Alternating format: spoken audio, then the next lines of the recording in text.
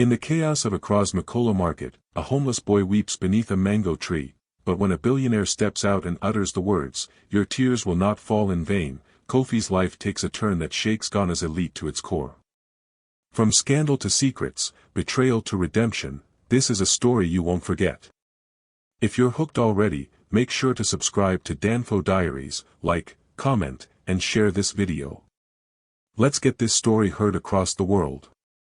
The sun blazed over Accra, Ghana, turning the crowded streets of Makola Market into a furnace of sweat and noise. The air was thick with the scent of fried plantain, diesel fumes, and the sharp tang of smoked fish piled high on vendors' tables. Amid the chaos of hawkers shouting, "Buy your tomatoes!" Fresh Kent, and the blare of trotro horns, a 15-year-old boy named Kofi sat slumped beneath a gnarled mango tree, its leaves offering meager shade. His bare feet, caked with dust, pressed into the cracked earth. His stomach growled, a cruel reminder of the empty days since his last proper meal, a half-eaten yam scavenged from a roadside stall. Kofi's life was a relentless cycle of hunger and rejection. Orphaned at 7, he had no memory of his parents' faces, only vague whispers of a mother's lullaby and a father's laugh, stolen by a fever that swept their village in Kumasi. Left to fend for himself, he drifted to Accra, where the city's pulse was both a lifeline and a curse. The market was his home, its corners his bed, its scraps his sustenance. But the people were merciless. "Dirty boy," a woman in a bright headscarf spat as she hurried past, clutching her purse. A group of boys, barely older than Kofi, laughed and tossed pebbles, one striking his cheek. "Go back to your gutter," they jeered. Kofi's eyes stung, but he bit his lip, refusing to let them see his pain. As the sun dipped low, painting the sky in hues of orange and gold, Kofi's resolve crumbled. Alone under the mango tree, he buried his face in his hands, tears streaming down his dirt-streaked cheeks. Each sob was a silent cry to the ancestors, a plea for a miracle in a world that had forgotten him. The market's din faded to a hum, and for a moment, it was just Kofi, his tears, and the ancient tree standing witness. Then, a low rumble broke the spell. A sleek black Mercedes, its chrome gleaming like a star in the dusk, slowed to a stop on the dusty road. Heads turned, such a car was a rare sight in Makola's chaos. The driver's door opened, and out stepped a man whose presence commanded the air. Nana Yaw, a billionaire tycoon whose name was whispered in Accra's high society, stood tall in a tailored agbada, his ebony skin catching the fading light. His real estate empire had reshaped Ghana's skyline, but rumors swirled of darker ties, secret deals with politicians, a past cloaked in mystery. His eyes, sharp and unreadable, scanned the market before landing on Kofi. The boy froze, his tears glistening like dew. Nana Yaw's gaze softened, a flicker of something, pity, guilt, or recognition, crossing his face. The crowd parted as he approached, his polished shoes clicking on the pavement. Kofi shrank back, expecting another rebuke, but Nana's voice was low, almost tender. "Why do you weep, boy?" he asked, crouching to meet Kofi's eyes. The question hung heavy, unanswered, as Kofi's throat tightened. No one had cared enough to ask before. Nana Yaw straightened, his expression unreadable. "Come," he said, gesturing to the car. "You look hungry. Let me buy you a meal." Kofi hesitated, his heart pounding. The market's eyes were on him, vendors, shoppers, even the pebble-throwing boys, all watching this impossible scene. Nana's next words were a whisper, laced with a promise that sent a chill down Kofi's spine: "Your tears will not fall in vain." Suspicion warred with desperation in Kofi's chest. This man could be a savior or a predator. Yet the growl of his stomach and the weight of another night on the streets tipped the scale. Clutching his tattered shirt, Kofi rose, his legs trembling. The Mercedes door opened, revealing a world of leather and cool air, alien to his existence. As he slid inside, the door closed with a soft thud, muffling the market's noise. Nana Yaw climbed in beside him, and the car purred to life, gliding away from the mango tree. The crowd buzzed, whispers spreading like wildfire. Who was this boy? Why did Nana Yaw, a man who dined with ministers, stopped for a street rat. Kofi, staring out the tinted window, felt the weight of their stares. His tears had dried, but his heart raced with questions. Where was he going? What did this billionaire want? And why did Nana's eyes hold a shadow of something unspoken, as if Kofi's face stirred a ghost from his past? As the car vanished into Accra's twilight, Kofi couldn't shake the feeling that his life was about to unravel, or be reborn. Little did he know, a storm of scandal, secrets, and salvation awaited, one that would shake the very heart of Ghana. The Mercedes glided through Accra's East Legon, where palm-lined streets gave way to gated estates that screamed wealth. Kofi, still clutching the edge of the leather seat, stared wide-eyed as the car approached a mansion that looked like it belonged in a dream. Nana Yaw's home was a fortress of white marble and gold trim, its glass walls reflecting the moonlight like a beacon of power.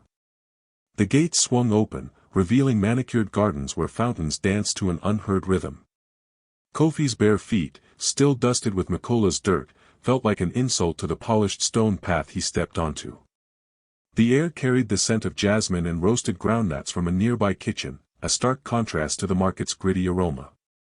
Nana Yaw led Kofi inside, his voice warm but firm.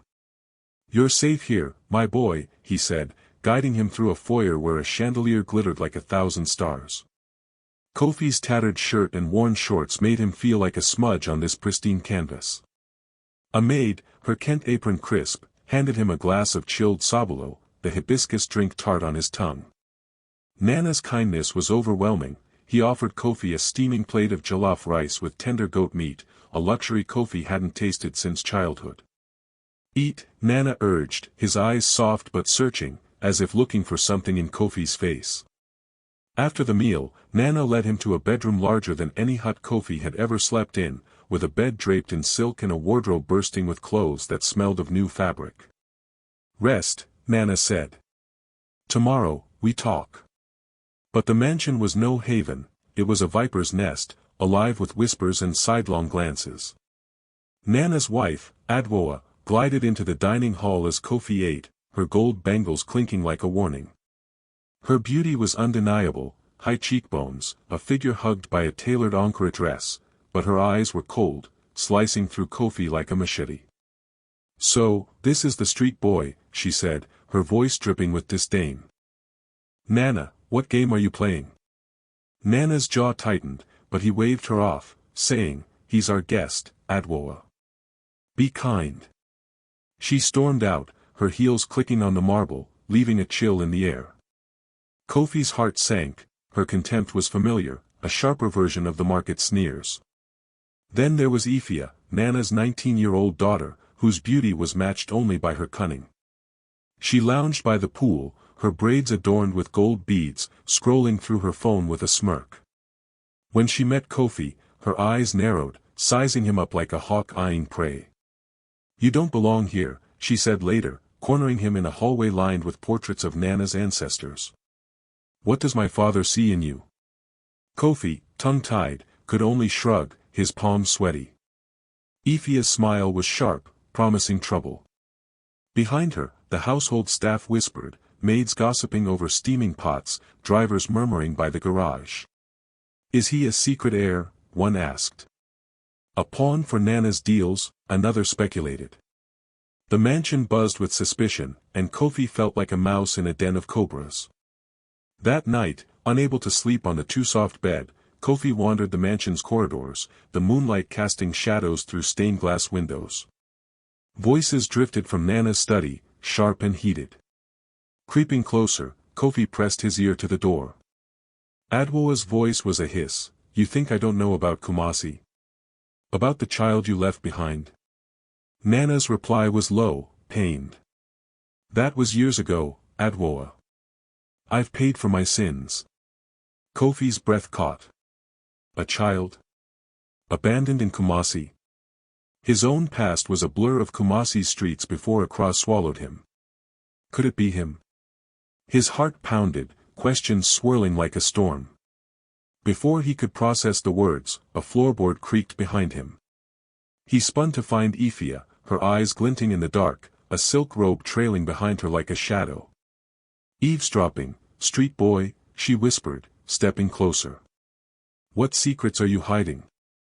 Kofi stammered, his voice failing him. Ifya leaned in, her perfume overwhelming, her voice ablaze. I'll find out why my father brought you here, and when I do, you'll wish you'd stayed under that mango tree. Accra woke to a firestorm of gossip that spread faster than a harmattan wind. By dawn, every phone in the city pinged with notifications from Ghana Gist, a notorious tabloid whose front page screamed, "The Billionaire's Mystery Son." Grainy photos showed Kofi, wide-eyed and awkward, sitting across from Nana Yaw at a candlelit table in the mansion's dining hall, a plate of wache piled high before him. The caption read, "Who is the street boy dining with Nana Yaw?" Social media erupted, #Billionaire Secret Son trended on X, with bloggers speculating wildly. Was Kofi a love child? A con artist? A secret heir to Nana's real estate empire? In Makola Market, vendors huddled over their phones, whispering, this boy was begging here yesterday." In OSU's cafes, elite sipped cappuccinos and debated Nana's motives, their voices dripping with intrigue. Inside the East Legon mansion, the air was thick with tension. Adwoa, Nana's glamorous wife, stood in the living room, her Ankara dress as vibrant as her fury. Her gold earrings glinted as she waved a tablet displaying the tabloid article. "Nana Yaw, you've humiliated me," she shouted, her voice echoing off the marble walls. "The whole of Accra thinks you've been hiding a bastard child." Nana, seated in a leather armchair, rubbed his temples, his face a mask of exhaustion. "Adwoa, it's not what you think," he said, but his words lacked conviction. Kofi, lingering in the hallway, felt his stomach twist. The warmth of Nana's kindness now felt like a trap, and Adwoa's glare burned through him like a spotlight. "You," she spat, pointing a manicured finger at Kofi. "You've brought shame to this house." Kofi shrank back, his new sneakers squeaking on the floor, a gift from Nana now feeling like chains. Meanwhile, Ifya, Nana's cunning daughter, saw opportunity in the chaos. Lounging in her room, her nails painted a defiant red, she scrolled through X, smirking at the memes mocking Kofi's rags-to-riches tale. Jealousy gnawed at her. Why did her father, always distant with her, shower this street boy with attention? She dialed a number, her voice low. "Make it quick," she whispered to a contact known only as Kojo, a local fixer with a reputation for dirty work. "I want him humiliated, out of Accra for good." Hours later, Kofi, sent by Nana to buy bread at a nearby market, found himself surrounded by 3 thugs in faded singlets, their eyes gleaming with malice. "Fraud," one shouted, shoving Kofi into a pile of mangoes, the fruit bursting under his weight.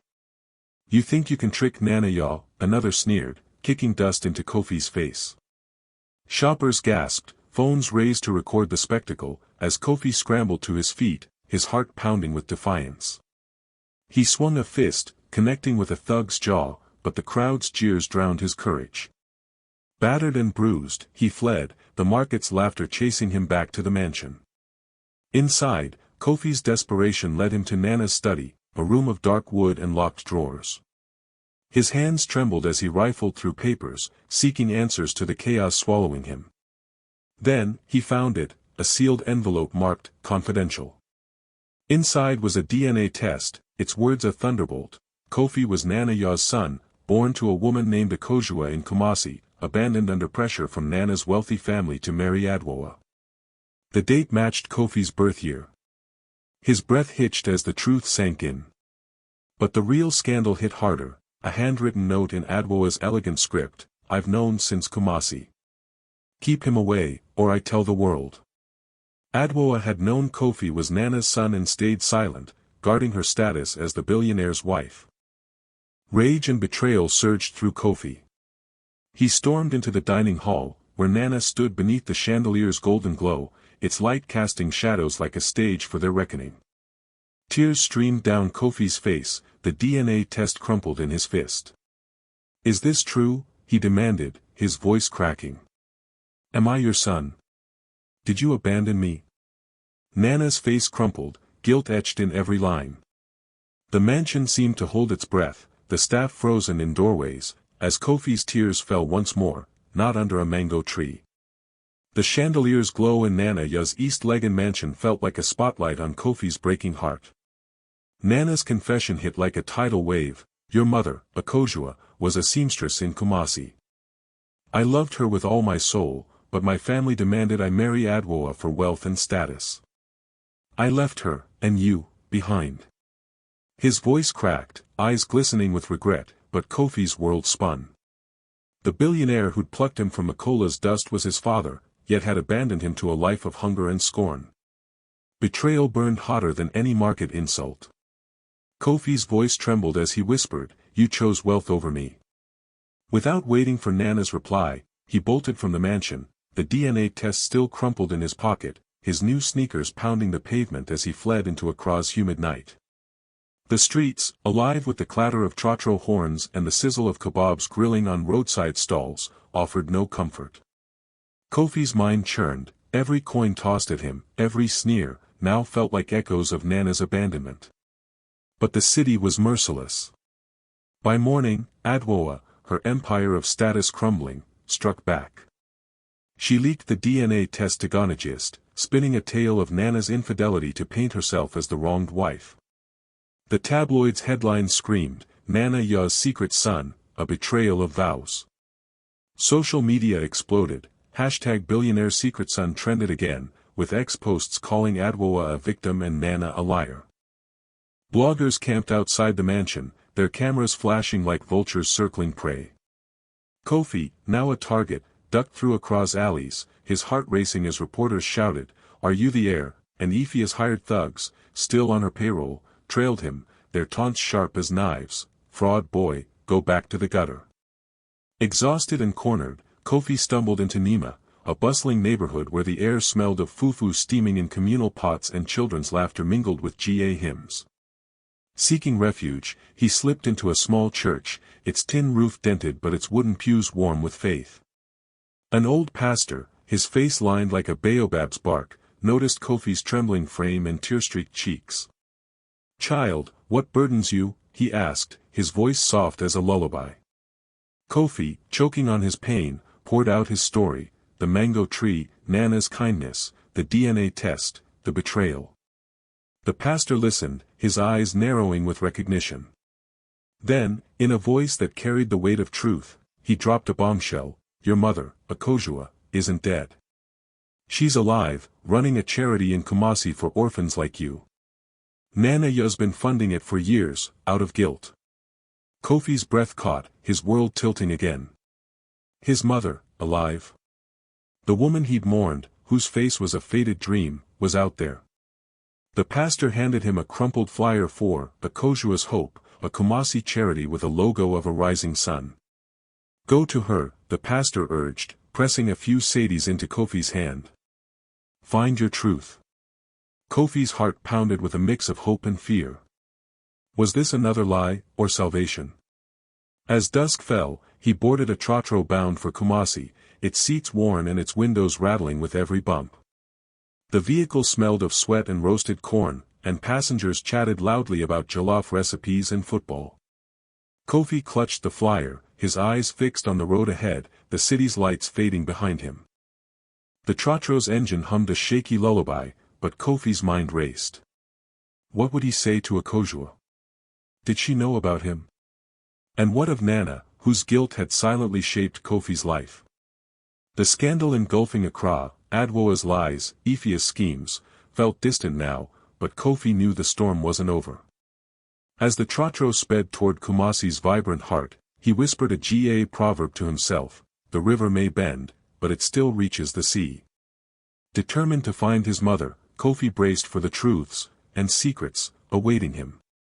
The trotro's wheels crunched on Kumasi's dusty roads, weaving through the vibrant chaos of Kajisha Market, where traders hawked Kent cloths and the air pulsed with the aroma of groundnut soup and the rhythmic beat of highlife music. Kofi, clutching the crumpled flyer for Akojua's Hope, stepped off the bus, his heart a drum of hope and fear. The charity's address led him to a modest compound, its walls painted with murals of smiling children under a rising sun. As he approached, a woman emerged, her Ankara headscarf framing a face weathered yet radiant, her eyes mirroring Kofi's own. Akosua, his mother, stood before him, her quiet strength a beacon in the morning light. "Kofi," she whispered, her voice trembling. Tears spilled as they embraced, the years of separation melting under Kumasi's sun. "I never stopped looking for you," she said, her hands cupping his face. In the shade of a neem tree, Akosua shared her story. She was a seamstress when she loved Nana Yaw, a young dreamer before wealth claimed him. When his family forced him to marry Adwoa, Akosua, pregnant with Kofi, was cast out, her heart broken but her spirit unbroken. She raised Kofi in poverty until illness and despair separated them. Nana's annual visits to Kumasi, cloaked in secrecy, brought donations to her charity, a silent apology for abandoning their son. "He feared his world would destroy you," Akosua said, her voice soft but firm. "But I see your strength, my boy." Kofi's chest tightened. Nana's guilt had shaped his life, yet Akosua's love had kept her fighting. The reunion was a balm, but questions lingered. Could he forgive Nana? Meanwhile, Accra was ablaze with scandal. Nana Yaw, heartbroken by Kofi's flight, stood before cameras at a live press conference on GTV, his tailored suit unable to mask his weary eyes. The nation watched, from trotro passengers to market women, as he confessed. "Kofi is my son," he declared, his voice steady but raw. "I abandoned him and his mother, Akosua, for wealth and status. Adwoa knew and used it to protect her place." He exposed Adwoa's schemes, her leaks to Ghana Gist, her lies to paint herself the victim. The revelation rocked Ghana. X exploded with hashtag #NanaYaw confesses, memes mocking Adwoa's downfall flooding feeds. Adwoa, her empire shattered, fled to London, her suitcases stuffed with designer dresses, leaving a trail of broken alliances. Ifia, her schemes exposed, sent Kofi a tearful voice note, begging forgiveness. "I was jealous," she admitted. "You took my father's heart." Kofi, back in Kumasi, listened to Ifia's message under Akosua's watchful gaze. Her words stirred pity, but he had no answer yet. News of Nana's confession reached him via a radio blaring in a nearby barber shop, the DJ calling it the scandal of the decade. Nana's final offer came through a lawyer who arrived at the charity, half his empire, properties, investments, a fortune, signed over to Kofi. The lawyer's briefcase held contracts glittering with promise, but Kofi's eyes drifted to the orphans playing in the compound, their laughter echoing his own lost childhood. In a twist that stunned even Akosua, Kofi refused the wealth. "I don't want gold," he said, his voice firm. "I want purpose." He chose to stay with Akosua's charity, vowing to help Accra's homeless, to give them the hope he'd once craved. Weeks later, Kofi returned to Makola Market, no longer a weeping boy but a young man with fire in his eyes. He stood beneath the same mango tree, its leaves whispering memories of his tears. Now, those tears were a symbol of hope, fueling his work with Akosua to build shelters and feed the forgotten. Word spread, vendors who once scorned him now nodded in respect, calling him Kofi Hope. From a distance, Nana Yaw watched, leaning against his Mercedes, his face a mix of pride and sorrow. He'd lost a son to his cowardice but gained a legacy through Kofi's courage. As the sun set, painting Accra in gold, Kofi lifted his chin, his heart full.